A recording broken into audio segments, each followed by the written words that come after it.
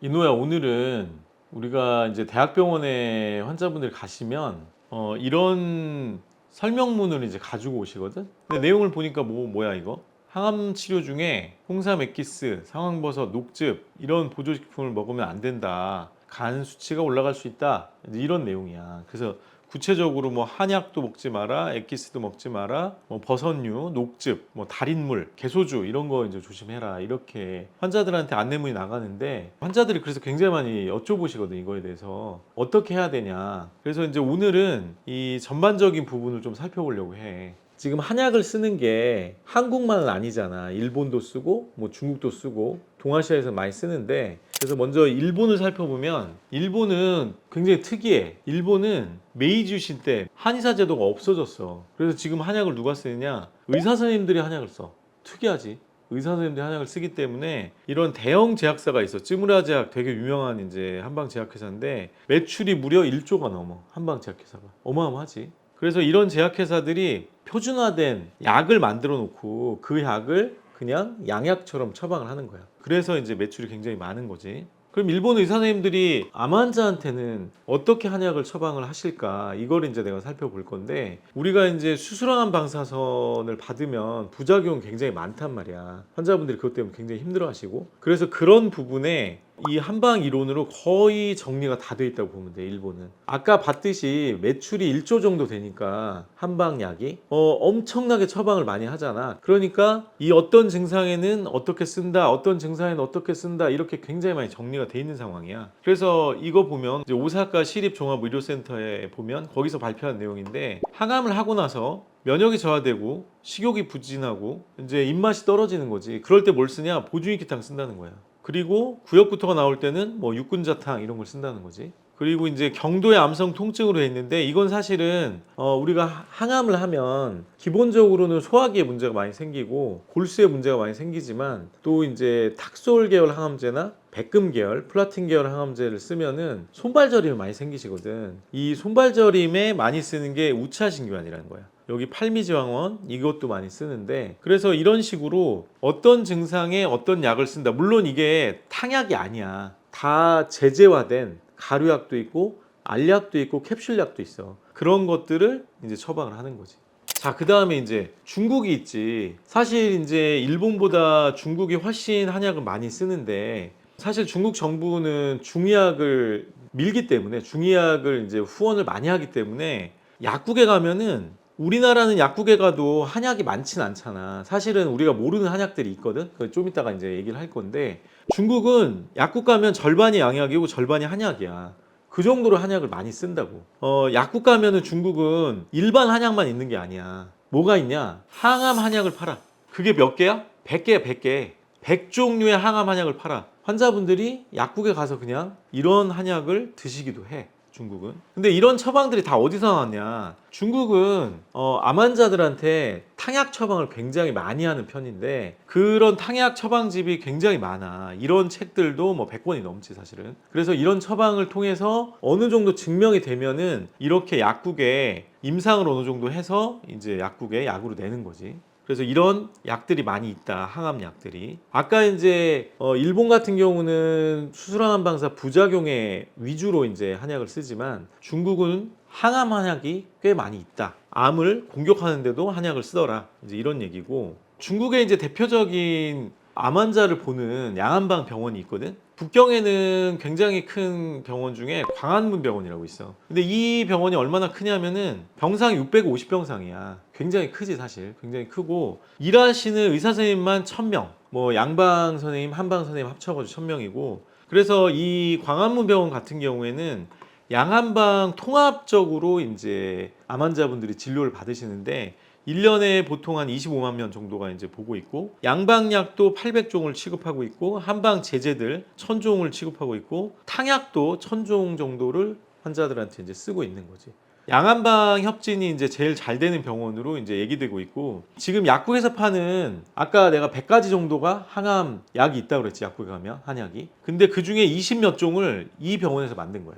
그러면 과연 이게 별로 근거가 없이 쓰는 거냐? 그렇진 않아. 여기 지금 이제 요즘엔 연구 논문이 굉장히 많은데, 이게 이제 항암 탕약이 논문 수가 얼마나 많냐? 이거 다 영어로 된 논문이야. 중국 논문 더 많지만 영어로 된 논문 중에 항암에 쓰는 항암 처방에 대한 논문이 연구 논문이 최근 5년간에 17,000건 정도 돼요. 굉장히 많지 사실은. 굉장히 많고 그 중에서 이제 약초로 되게 유명한 약재들이 있는데 반지련이라는 약재가 있어. 이 반지련은 논문이 몇 개야? 최근 5년간 거의 2,000건이야. 그전 5년간은 1,000건 정도고 굉장히 논문이 많지. 이런 논문들은 세포 실험 논문도 있고 그 다음에 동물 실험 논문도 있고 임상 논문도 있어. 그래서 이런 논문들이 굉장히 많다. 그래서 연구가 과학적으로 되게 많이 되고 있다 이런 거고. 자, 이번에는 일본과 중국을 살펴봤으니까 이번에 이제 한국을 살펴볼 텐데 우리나라도 약국에 가면 한약인지 잘 모르는 한약들을 팔아. 쌍화탕만 파는 게 아니야 약국 가서. 자, 이거 요비신 여성분들은 아마 이걸 아실 수도 있어. 네프신,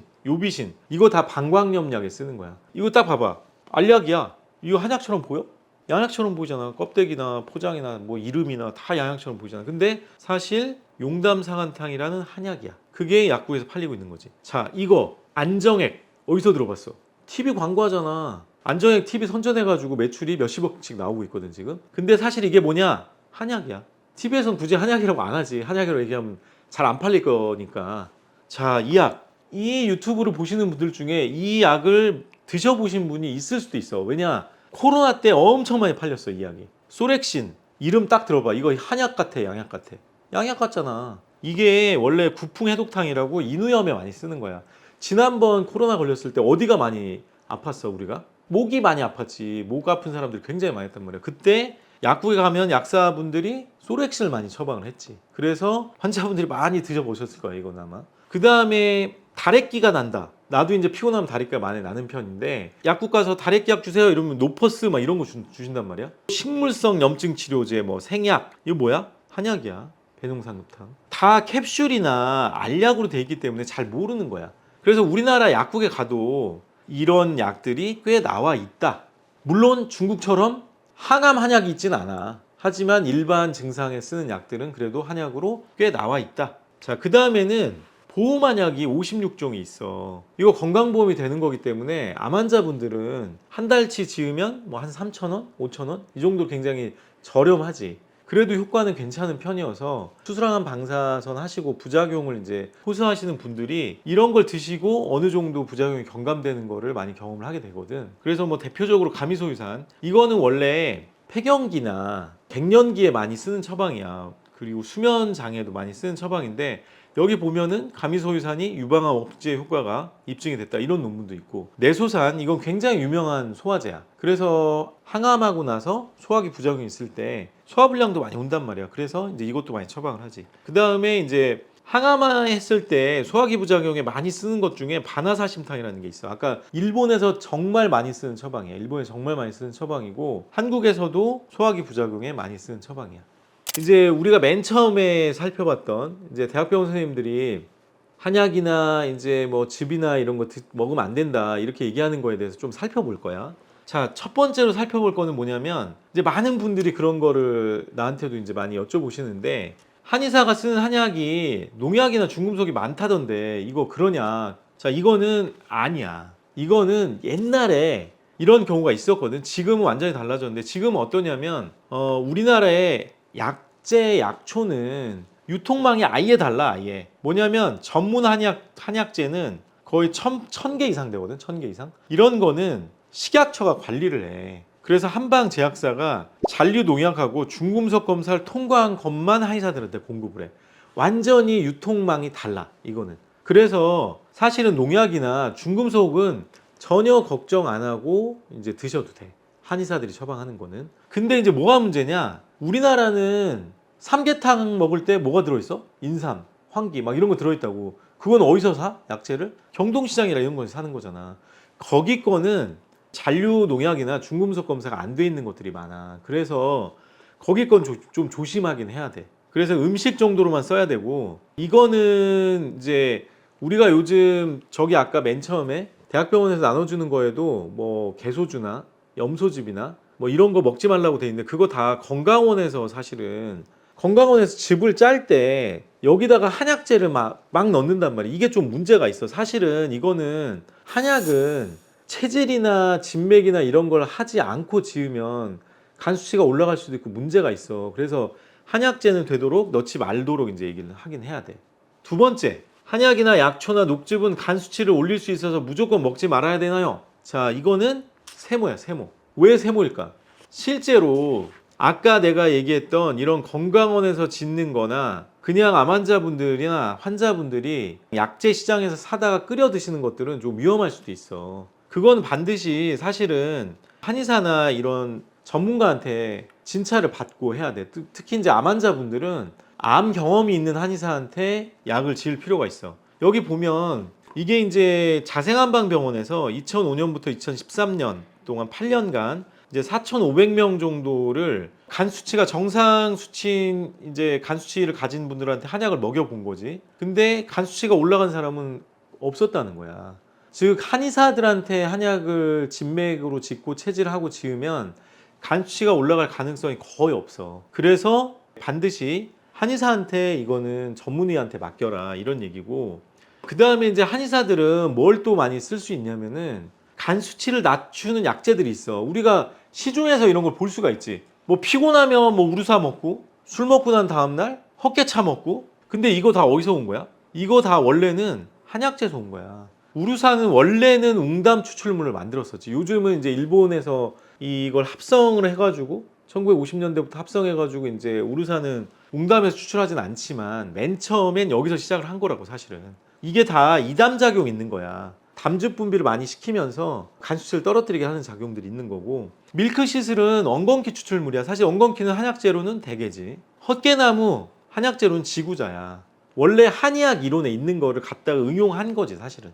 민들레는 포공형이야. 이런 약재를 같이 쓰면은 간 수치가 올라가지 않아. 그래서 이제 반드시 한의사의 지도 하에 이제 약을 지으셔야 되는 거고, 그 다음에 이제 우리가 녹즙을 시작할 때도 마찬가지고 한약을 시작할 때도 마찬가지인데, 처음부터 양을 너무 많이, 그 다음에 너무 진하게 하면 안 돼. 그러면 간이 부담을 갈 수가 있거든. 그래서 처음에는 양을 적게, 그 다음에 묽게 시작을 하면 훨씬 부담이 덜하고, 그 다음에 이런 새로운 천연물들을 먹을 때는 무조건 간 수치 검사를 해봐야 돼. 뭐 동네 내과나 이런 데 가서 일주일에 한 번 정도 그냥 혈액 검사를 해보면 안심하고 먹을 수가 있지. 내가 이제 이 한약에 대해서 우리가 사실 선입견이나 편견이 많이 있단 말이야. 뭐 한약 먹으면 간 수치가 올라간다. 근데 올라가지 않는 것도 굉장히 많다는 거지 사실은. 그리고 암 환자들은 한약을 전혀 안 쓴다, 그러진 않아. 일본에서는 부작용치료 많이 쓰고 중국에서는 암을 고치기 위해서도 막 한약을 쓴단 말이야. 그래서 사실은 우리가 알고 있는 게 다는 아니다. 그런 편견이나 선입견에 대해서 이제 좀 그거를 이제 풀어보려고 얘기를 했고, 이제 오늘 뭐 반응이 괜찮으면 내가 다음 시간에는 구체적으로 어떤 부작용, 어떤 한약을 쓰고 어떻게 활용을 할 수 있고 이런 부분들을 좀 더 자세하게 다뤄보도록 할게.